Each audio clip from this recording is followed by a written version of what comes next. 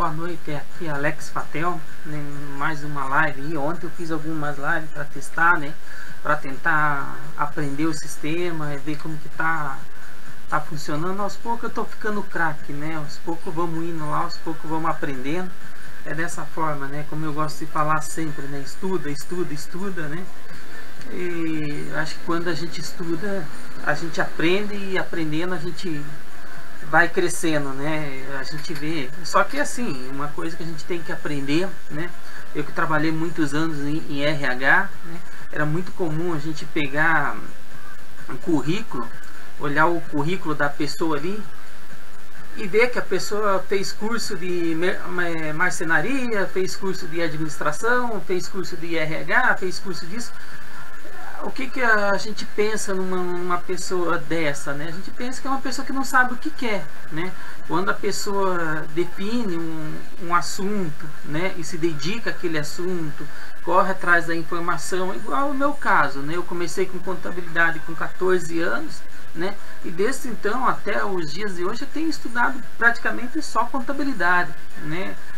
Claro, às vezes uma coisa assim para complementar, no caso do direito, né, a faculdade de direito eu fiz ali para complementar a área de contabilidade, que afinal de contas, né, a contabilidade também se usa muito o direito, né, mas não para ser advogado, não para atuar nessa área, né.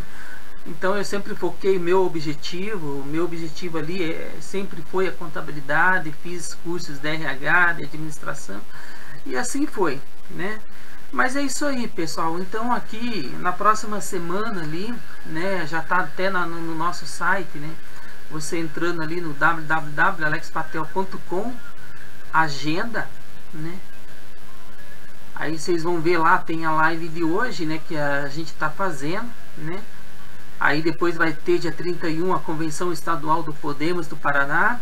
Com certeza vamos trazer novidades aqui, vem novidades aí para as eleições, né? E depois à noite ali, a 31/7 às 20 horas, né? Daí eu vou trazer essa novidade para vocês, né? Apesar que quem acompanha meu site, quem acompanha o meu trabalho, né, no sábado eu já vou preparar o meu site, né? Agora eu tô virando um design de site, né? Então é assim, gente, eu pesquisei o preço ali para fazer um site, né? Era tudo em torno de 10, 15 mil, é caro, né? E a gente tem que se virar, né? Tem que correr atrás da informação. Hoje o importante da evolução da ciência, da tecnologia, de tudo, né, é a questão da informação. Hoje você consegue ter a informação bem rápida na tua mão, né? Se uma pessoa ensinou errado, você vai lá, procura, tem outra pessoa que ensina certo, né? E vai, né? Então tá ali na nossa agenda, né? Então dia 31/7, das 10 às 12h30, Convenção Estadual do Podemos, né? Vamos trazer novidades aí para a campanha desse ano de 2022, né? Enquanto isso, a gente segue com o nosso trabalho aqui. Durante a semana eu tenho me dedicado a essa parte social, essa parte política, né? E de segunda a sexta-feira eu tenho me dedicado ali ao escritório, né?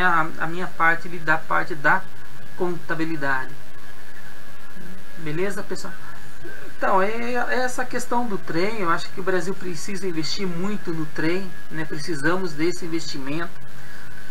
Hoje você não faz um passeio, um turismo dentro do nosso próprio país, né?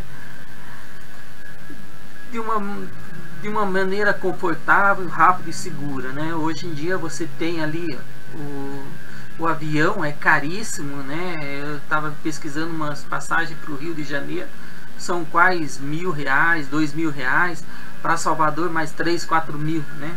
Como que você vai fazer turismo dentro do teu próprio país, né, se não tem nem meio de transporte? E tinha, né? Infelizmente o Brasil tinha uma malha ferroviária muito boa, né? Tanto é que meus pais, né, a família Patel, né, saiu da Bahia e veio para o sul, né, graças ao trem, né? Graças ao trem eles foram, né, fizeram uma trajetória, alguns pararam em São Paulo, né?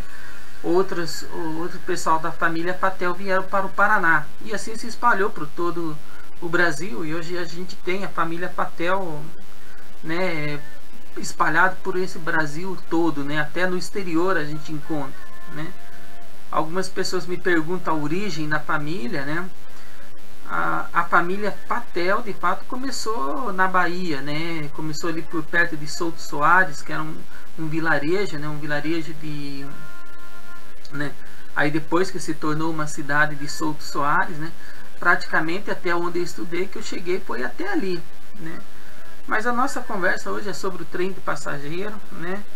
Obrigado, Andressa, por estar assistindo, minha companheira, minha guerreira, né? Sempre comigo, né? Eu trouxe um vídeo aqui hoje, né, para mostrar para vocês a história do trem no Brasil, né? É uma reportagem da BBC News Brasil, né?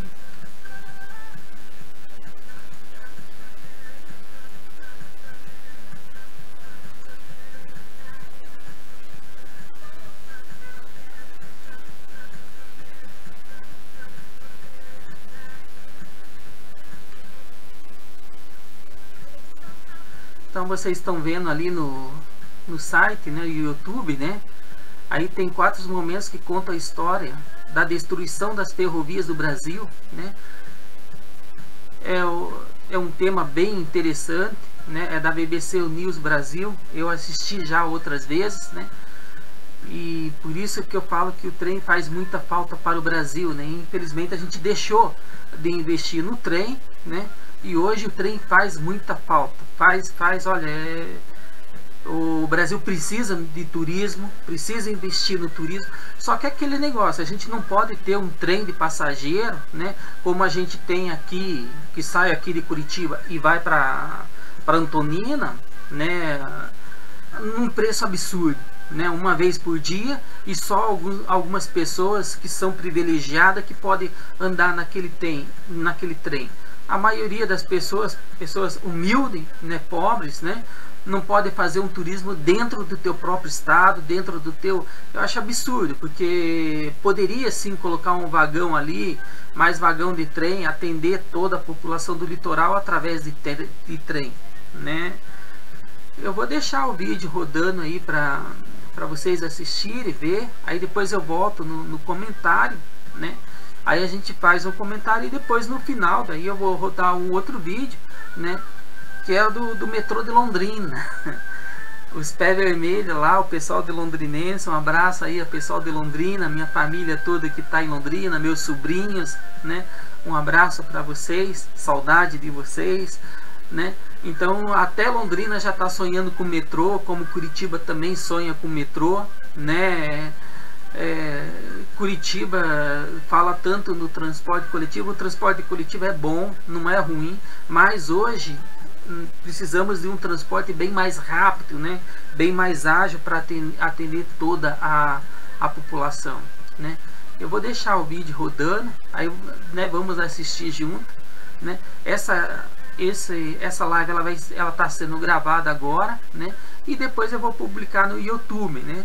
E claro, e peço às pessoas que me conhecem, as pessoas que são comigo, né, parceiros, né, pessoas que acreditam no meu trabalho, que entra lá, compartilha, passa para frente, porque, né, é assim que a gente precisa das pessoas, né? É como eu falo sempre, inclusive eu coloquei na minha página, né? Então vamos ali. A construção de uma sociedade justa deve começar por um cidadão e ser abraçado por toda a sociedade, né? Ou seja, a gente não faz nada sozinho, né? A gente faz a partir do momento que as pessoas começam a acreditar em você, a partir do momento que as pessoas começam a te dar a mão, começam a formar um conjunto, né? Aonde leva-nos a conseguir cada vez mais coisa, tanto para nós quanto para aquelas pessoas que estão à nossa volta, né? Que está dando toda o nosso apoio, né?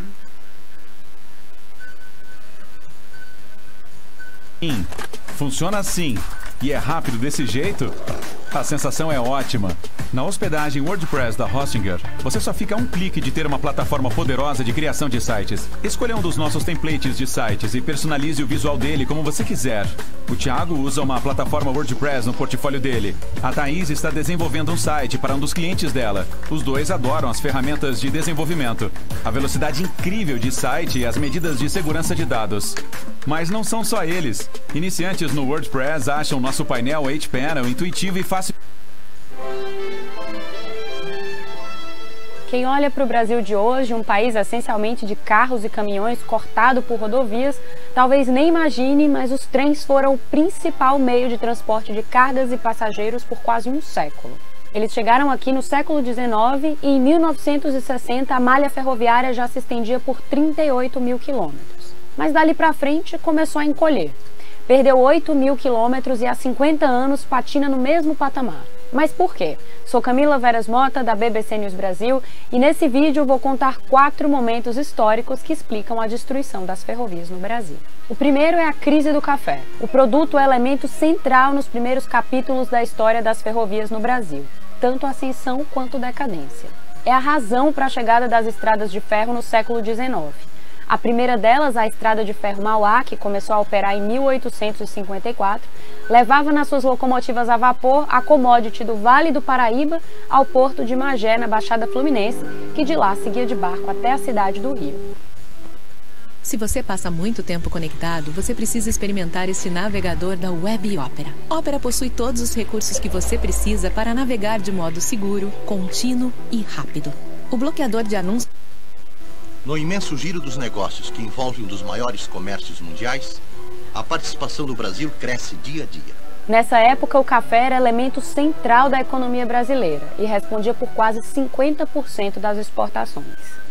A malha ferroviária foi aumentando com a expansão da atividade cafeeira e passou a deslocar também passageiros, que até então só conseguiam viajar longas distâncias com transportes movidos por tração animal. Esse é o centro da cidade de São Paulo nessa época, onde hoje é a Praça Antônio Prado.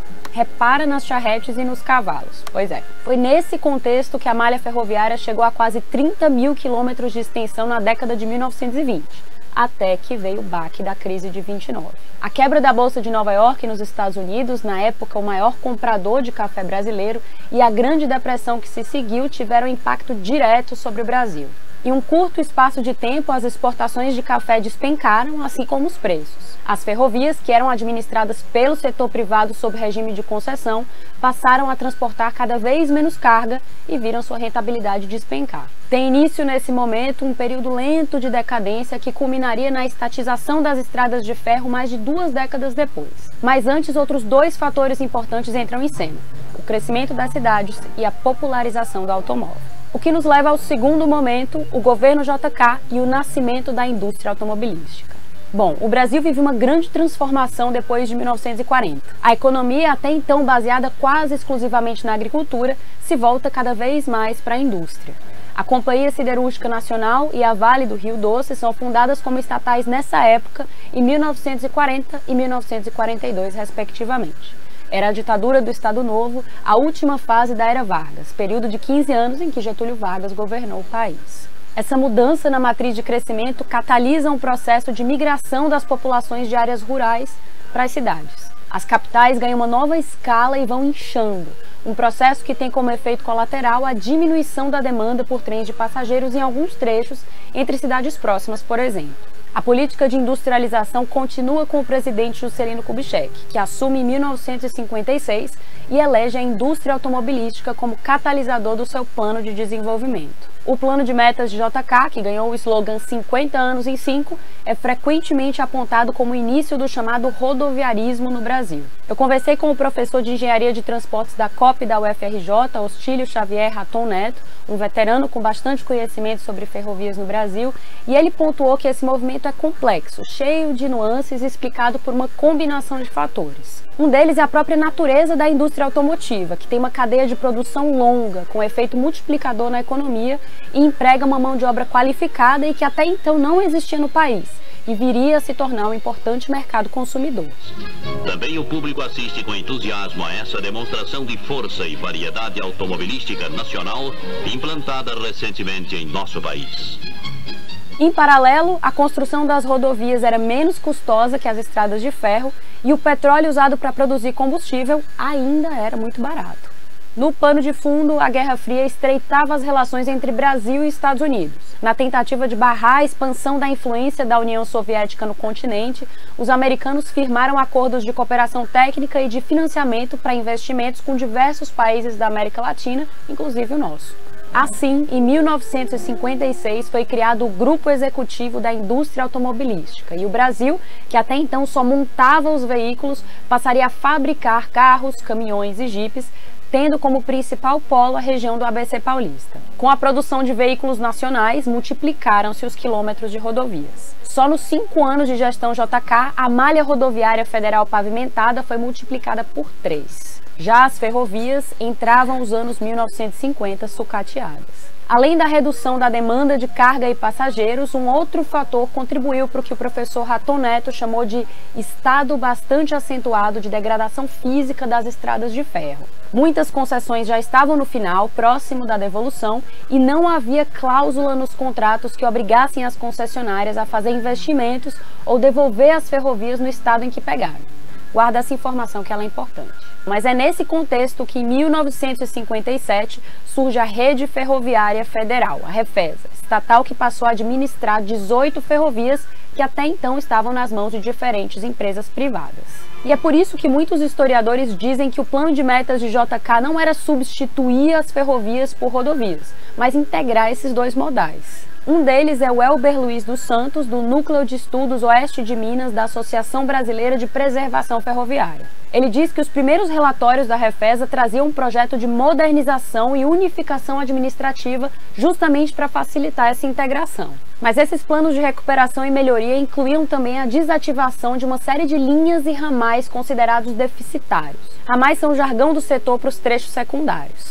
E aí entramos no terceiro momento, a extinção das linhas de passageiros. A lógica aqui, conforme o historiador Eduardo Romero de Oliveira, professor da Unesp, é que o mundo de meados do século XX era completamente diferente daquele que muitas décadas antes havia norteado a construção de parte das ferrovias. O transporte de café, de açúcar, um mundo em que nem a legislação trabalhista existia ainda. O modelo de negócio das ferrovias tinha mudado, ele diz. Com o avanço da indústria automobilística e a entrada do avião em cena, as ferrovias entraram em crise.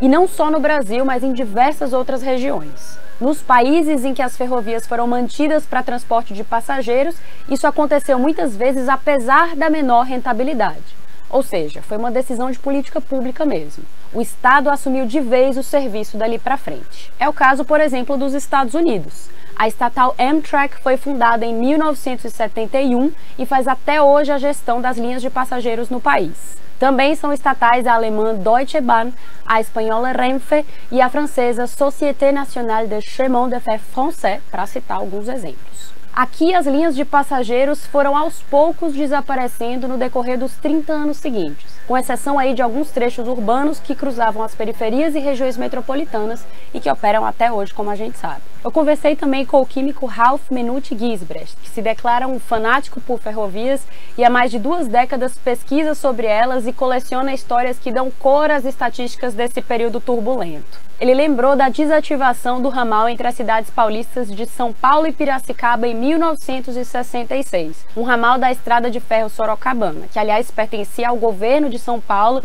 e não à Refesa. Aqui um parênteses rápido. São Paulo cria em 1971 a sua própria estatal de ferrovias, a FEPASA. Tanto Refesa quanto FEPASA foram privatizadas no fim dos anos 90, mas falamos disso daqui a pouco. Pois bem, o prefeito de São Pedro ficou possesso com a decisão do governo na época e chegou a questionar o critério da baixa rentabilidade usado para justificar a extinção do ramal. Em um telegrama endereçado ao governador, ele diz o seguinte: déficit, se não levarmos em conta o bem coletivo, também dá à polícia, dão às escolas e todas as repartições mantidas pelo Estado. O déficit do ramal é muito relativo, pois não levando em conta o movimento das estações de Barão de Resende, Costa Pinto, Recreio e Paraísolândia, a estação de São Pedro despachou este ano mais de 40 mil toneladas de cana. Finalizando aqui, deixo minha desilusão por tudo e por todos. No mesmo 1966 foi desativada a Estrada de Ferro Minas-Bahia, imortalizada por Milton Nascimento e Fernando Brant na canção Ponta de Areia. Um dos últimos trechos a desaparecer foi o ramal entre Rio e São Paulo, que levava passageiros desde 1877. O trem Santa Cruz, que ia da Estação da Luz em São Paulo à Central do Brasil no Rio, parou de circular em 1991. Ainda houve uma tentativa de retomada em parceria com a iniciativa privada lá em 94, com o Trem de Prata, mas não durou muito. Em 1998, a ligação por trem entre as duas cidades foi extinta de vez. Houve ainda o plano do trem-bala entre as duas capitais, mas esse nunca chegou aí para frente de fato. Bom, e o transporte de carga? Vamos então ao quarto e último momento, a malha ferroviária como corredor de commodities. No último ano do governo JK, a extensão da malha ferroviária começa a diminuir e encolhe significativamente durante a ditadura militar, cerca de 8.000 quilômetros. Apesar dessa redução, que se deve em parte à desativação das linhas de passageiros de que a gente falou antes, ainda houve investimentos em ferrovias nesse período, para compras de vagões, recuperação de alguns trechos e conclusão de outros. Mas esses investimentos não chegaram a integrar a malha nacional. As ferrovias não tinham uma interligação efetiva. Aliás, muitas não tinham nem o mesmo padrão de bitola, que é o espaço entre um trilho e outro. Até hoje não existe padronização no Brasil. A maioria ainda tem a chamada bitola métrica de 1 metro, considerada ultrapassada. E também houve grandes projetos que ficaram pelo meio do caminho. A Ferrovia do Aço, por exemplo, começou a ser construída em 73 com a promessa de ser entregue em 1000 dias, mas só foi inaugurada quase 20 anos depois, em 92, e com um porte muito mais modesto do que o projeto inicial. O Brasil mergulha em crise nos anos 80 e no início dos anos 90, no governo Collor, a Refesa, bastante endividada, é novamente concedida à iniciativa privada por meio do Plano Nacional de Desestatização. A FEPASA também foi privatizada mais ou menos na mesma época. Lembra daquela questão das cláusulas dos contratos de concessão de que a gente falou antes? Pois é, o professor Raton Neto falou sobre isso, mas agora nesse novo contexto. Na realidade, no caso brasileiro, foi menos para ter maior eficiência e mais para você tirar esse peso das costas do Tesouro Nacional. A gente fez essa privatização da operação das ferrovias, em que as concessionárias não têm nenhuma obrigação de investir. Elas assumiram, nos anos 90, a responsabilidade de manter funcionando, operando, cumprir metas de acréscimo de produção de transporte, de redução de acidentes, mas a obrigação de construir novas ferrovias permanece até hoje com o governo. Então isso também talvez explique um pouco dessa dificuldade de se ter evolução, né, da malha ferroviária no país.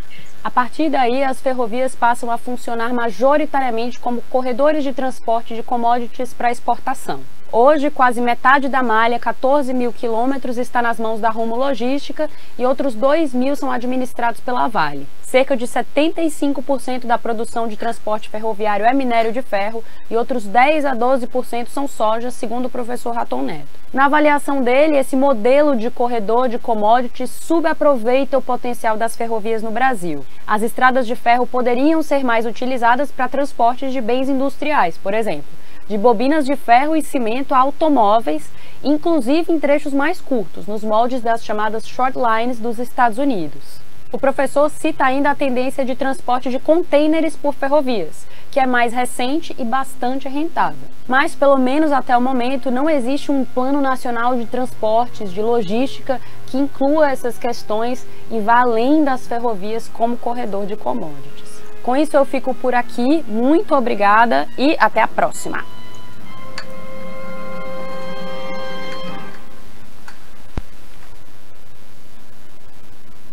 Se você quer vender online, seu negócio precisa se destacar.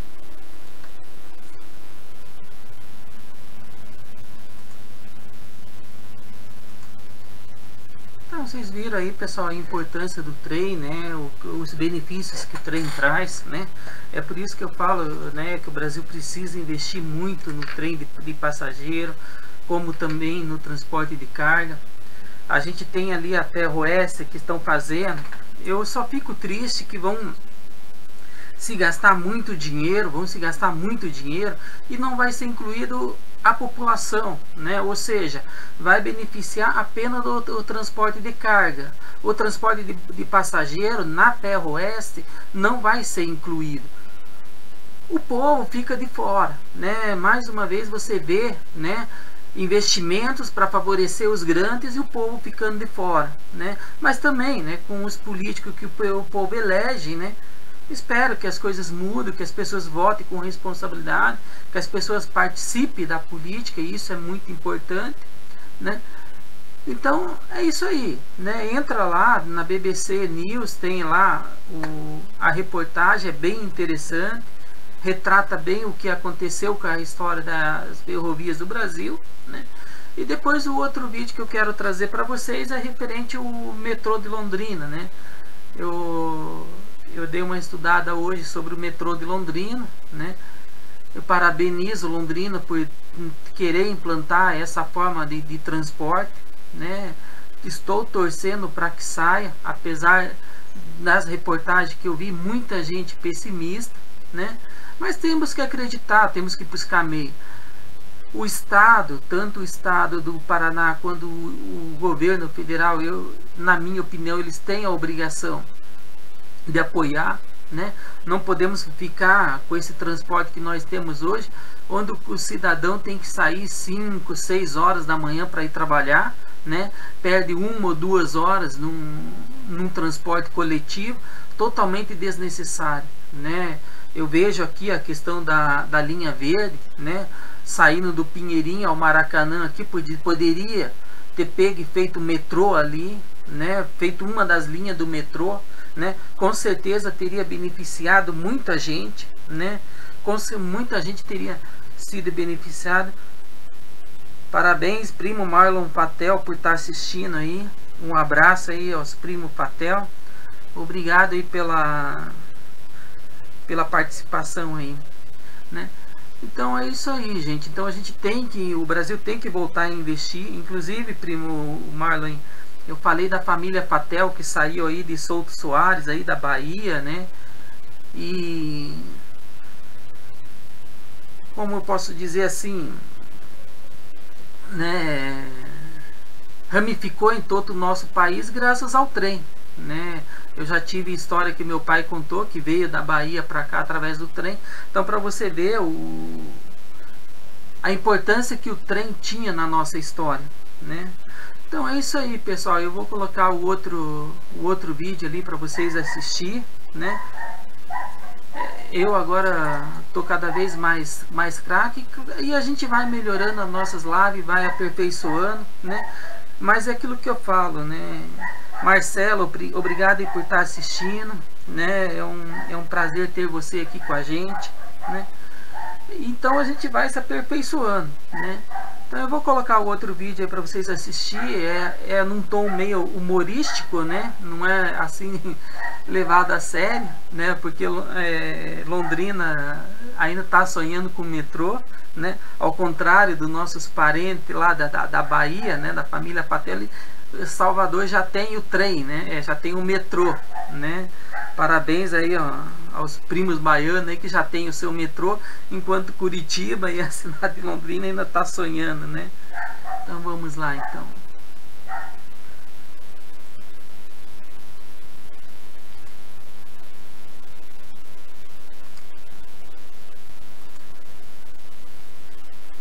Então esse outro vídeo aqui é um vídeo meio que humor, né?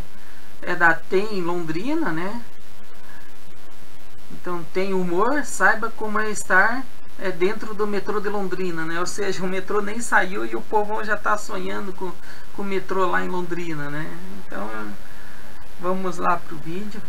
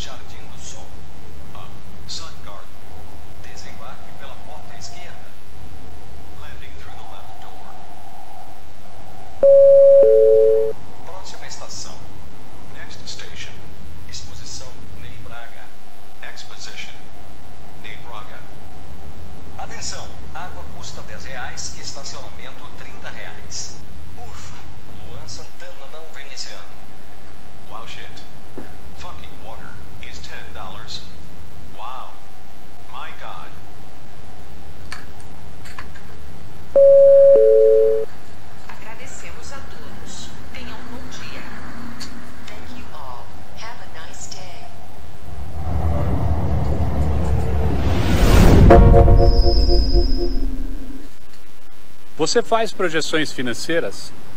Sabe projetar demonstração de resultado? É isso aí, pessoal. Então não é só a cidade de Curitiba que sonha com o metrô, né? Londrina também sonha e busca ter o seu metrô. O metrô é sem sombra de dúvida o melhor meio de transporte, né? Eu quero dar uma olhadinha na nossa página ali.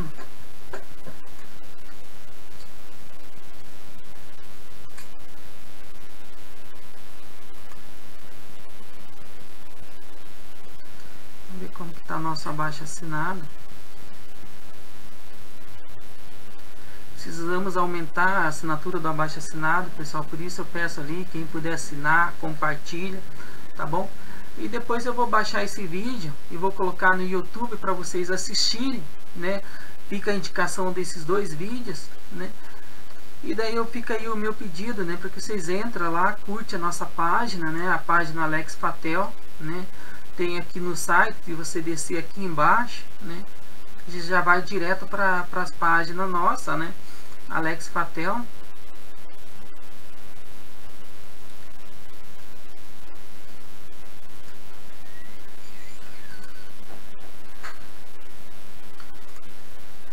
Vamos lá para nossa página.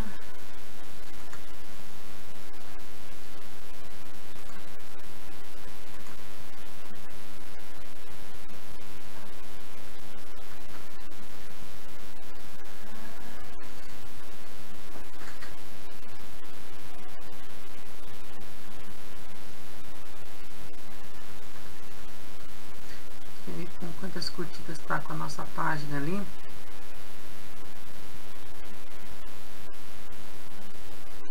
Estamos com 445 curtidas, podemos conseguir muito mais, né? E tamo junto, pessoal, né? Então aí acompanhe ali a agenda a agenda Alex Fatel, né? Então tem a live de hoje, dia 31, das 10 às 12h30, Convenção Estadual do Podemos Paraná. Vem boas novidades aí, né? Por isso que é importante esse trabalho, né? Eu peço, reforço sempre para vocês compartilhar. Obrigado às pessoas que estiveram comigo, a Marcela, o Marlon, a Andressa Calisto, né? Agradeço de coração, né? Pelo apoio aí. Um abraço, uma excelente semana e tudo de bom para nós todos.